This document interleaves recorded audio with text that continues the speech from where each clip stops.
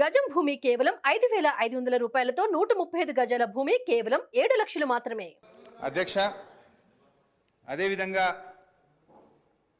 ఇందులో ఉమ్మడి ఆంధ్రప్రదేశ్ వ్యయము తెలంగాణ వాటా అంటే 1956-57 నుంచి 2013-14 వరకు 41.68% ఖర్చు చేసినట్టుగా గంపగుత్త లెక్క తీసినారు. ఇది మనందరికీ తెలుసు అధ్యక్ష. వాస్తవానికి తెలంగాణ ఉద్యమం ఎందుకు వచ్చింది, ఈ పోరాటాలు ఎందుకు వచ్చినాయి, 69లో ఎందుకు పోరాడినాం అంటే తెలంగాణకు నిధులు తెలంగాణ ప్రాంతంలో ఖర్చు పెట్టాలనే జెంటిల్మెన్ అగ్రిమెంట్ను అమలు చేయకపోవడం వల్లనే ఆ రోజు తెలంగాణ ఉద్యమం వచ్చింది.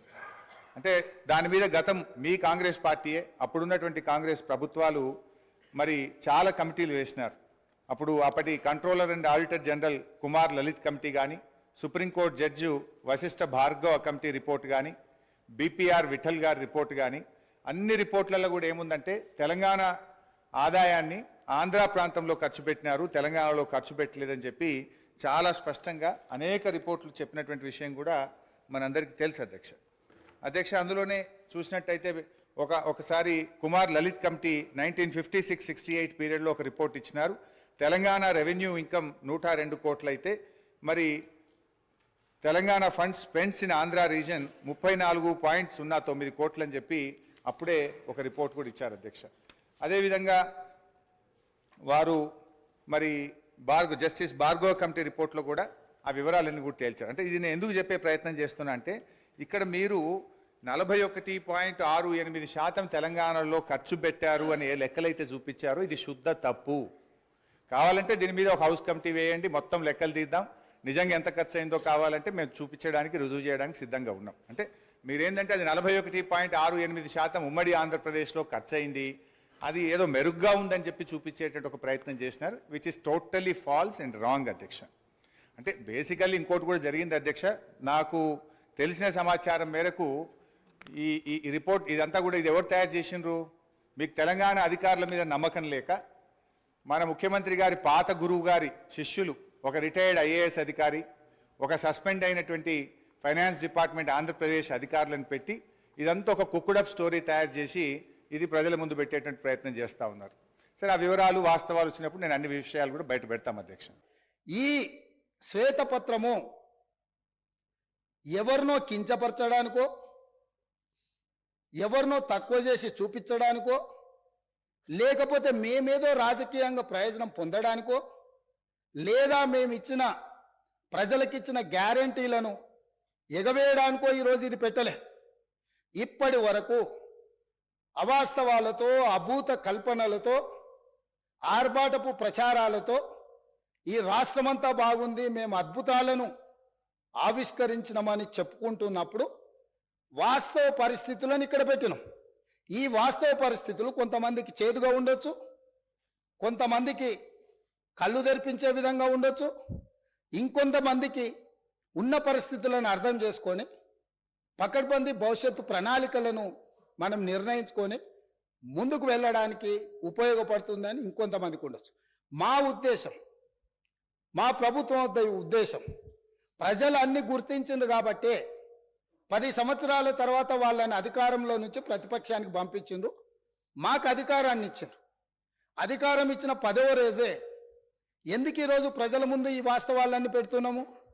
ప్రజలకు నిజాలు చెప్పి మనకున్న పరిస్థితిని వివరించి కష్టమైన ఈ ప్రభుత్వం నిస్సహాయులకు సహాయాన్ని అందిస్తుంది, అర్హులైన వాళ్ళకు అవకాశాలు ఇస్తుంది, మీకు అండగా నిలబడుతుంది అని చెప్పడానికి ప్రభుత్వం ప్రయత్నం చేస్తుంది అధ్యక్ష. ఇందులో ఎవరు వ్యక్తిగతంగా తీసుకోవాల్సిన అవసరం లేదు అధ్యక్ష. దీంట్లో ఏముంది, మేము ఈ మొత్తం నివేదికలో ఎక్కడైనా 42 పేజీల నివేదికలో ఎవరినైనా నిందించినట్టు కానీ, ఎవరినైనా వ్యక్తిగతంగా దూషించినట్టు కానీ ఇక్కడ నివేదికలు ఉన్నాయి అధ్యక్ష. మాజీ మంత్రి గారు మాట్లాడతారు పక్క రాష్ట్రంలో పనిచేసిన నుంచి సమాచారం సేకరించిందని. ఇదేనా పద్ధతి అధ్యక్ష? 10 సంవత్సరాల నుంచి తెలంగాణ నిర్మాణం కోసం అహర్నిశలు కష్టపడి పనిచేసిన మన రాష్ట్ర అధికారులను ఈ రకంగా అవమానించడం కరెక్టా అధ్యక్ష? ప్రతి శాఖ యొక్క నివేదిక ఆ శాఖ యొక్క ప్రిన్సిపల్ సెక్రటరీ ప్రాపర్ ఫార్మేట్లో ఫిలప్ చేసి సంతకాలు పెట్టి ఆర్థిక శాఖకు పంపించిన తర్వాత ఆర్థిక శాఖ కార్యదర్శి గారు, వారితో పనిచేసిన కార్యదర్శి గారు, అతనే మారలేదు అధ్యక్ష. వారు సంతకం పెట్టి ప్రభుత్వానికి ఇచ్చిన నివేదికనే ఈ నివేదిక. కాబట్టి వారికి ఏమైనా అనుమానాలు ఉండి వారిలాగానే మిగతా వాళ్ళు కూడా వ్యవహరిస్తారని ఏమైనా అపోహలు ఉంటే తొలగించుకోండి. కొత్త ప్రభుత్వం ఏర్పడ్డప్పుడు వేలాది మంది మమ్మల్ని వచ్చి కలుస్తారు అధ్యక్ష. మేము మీలాక కక్షాపూరితంగా కలవడానికి వచ్చిన వాళ్ళను అగౌరవపరిచే విధంగా, అదేవిధంగా వాళ్ళని తక్కువ చేసి చూపించే విధంగా ఇట్లా చేయము అధ్యక్ష. ఒకవేళ అట్లనే అనుకుంటా అధ్యక్ష, ఒక్క మాట అడగదలుచుకున్నా. మీరేదో వివరాలు బయట పెడతామని అంటారు. నేను ఒక ఫోటో మీకు చూపించదలుచుకున్నా అధ్యక్ష. ఈ ఫోటో చూడండి. వీరు ఇక్కడ పక్కన ఉన్నాయన డాక్టర్ వైఎస్ రాజశేఖర రెడ్డి గారు, కీర్తిశేషులు.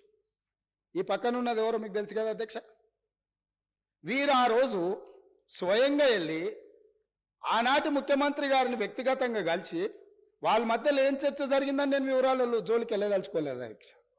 ఈరోజు నన్ను ఎవరైనా ముఖ్యమంత్రిగా ఈ రాష్ట్రానికి బాధ్యత తీసుకున్న తర్వాత ఎన్నో రకాల సంస్థలు, వ్యవస్థలు, వ్యక్తులు వాళ్ళు మమ్మల్ని వచ్చి కలుస్తారు. అది మర్యాదపూర్వకంగా కలుస్తారు. మేము కూడా ప్రధానమంత్రి గారిని కలవాలని, ఈ దేశ ప్రధానమంత్రిని కలవడం ముఖ్యమంత్రిగా నా మంత్రివర్గ సహచరుల యొక్క బాధ్యత అని చెప్పి ఈ రాష్ట్రం నుంచి కేంద్రంలో మంత్రిగా వ్యవహరిస్తున్న కిషన్ రెడ్డి గారికి నేనే స్వయంగా ఫోన్ చేసిన. సిద్ధాంతపరంగా మేము భారతీయ జనతా పార్టీని విభేదిస్తాం, కానీ రాష్ట్ర ముఖ్యమంత్రిగా నా కర్తవ్యము నా రాష్ట్రానికి, మన రాష్ట్రానికి కావాల్సిన నిధులను తెచ్చుకోవాలన్నప్పుడు రాష్ట్ర కేంద్ర ప్రభుత్వాల మధ్యన సత్సంబంధాలు ఉండాలి అని మేమే ఒక అడుగు ముందుకేసి కేంద్ర మంత్రి కిషన్ రెడ్డి గారికి నేను స్వయంగా ఫోన్ చేసిన. మీరు ఒకసారి ప్రధానమంత్రి గారితో మాట్లాడండి, మనం వెళ్ళి కలుద్దాము, మనకు రాష్ట్రానికి సంబంధించిన ఏమైనా నిధులు తెచ్చుకునేది ఉంటే డెఫినెట్గా చేద్దామని. ఎందుకు మేము బేసిజాలకు పోదలుచుకోలేదు. స్వార్థపరమైన రాజకీయ ప్రయోజనాలని ప్రభుత్వం ఆశించడం లేదు. తాత్కాలికమైన లాభాల కోసము మేము ఎలాంటి దుందుడుకు చర్యలకు మేము పాల్పడదలుచుకోలేదు అధ్యక్ష. అందుకే ఈరోజు మీరందరూ, మనమందరం ఈ సభలో చర్చ ఇదే కాకుండా విద్యుత్ శాఖకు సంబంధించి మా సాగునీటి పారుదల శాఖ మంత్రి గారు కూడా ఈ సమావేశాలలోనే శ్వేతపత్రాలు విడుదల చేయదలుచుకున్నాం.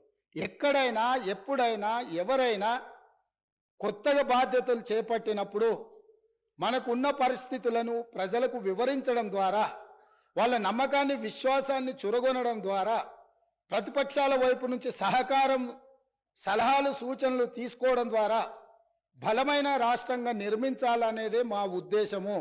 కాబట్టి ఇప్పటికైనా గతంలో చేసిన తప్పులనే మళ్ళీ మేము వితండవాదంతో మీ మీద దాడులు చేస్తామనే విధానాన్ని ప్రతిపక్ష పార్టీ వదులుకోవాలి.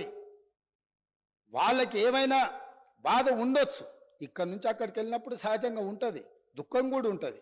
కొంతమందికి జీవితంలో నెరవేరని కోరికలు ఉంటాయి. తండ్రిని కూడా అడ్డు తొలగించుకొని కుర్చీలో కూర్చోవాలనేటోళ్ళు కూడా ఉంటారు. ఔరంగజేబ్ స్టోరీలు ఇవన్నీ మనం చూసినాం కదా అధ్యక్ష చరిత్రలో. సో వీటన్నిటిని దృష్టిలో పెట్టుకొని వాళ్ళ కుటుంబంలో ఉండే తగాదాలను తీసుకొచ్చి సభలో ప్రస్తావించడం ద్వారా సభ యొక్క ఔన్నత్యాన్ని, గౌరవాన్ని తగ్గించే విధంగా వ్యవహరించొద్దు. ఈ ప్రభుత్వం జిమ్మెదారీతో ఇక్కడ ఉన్నది.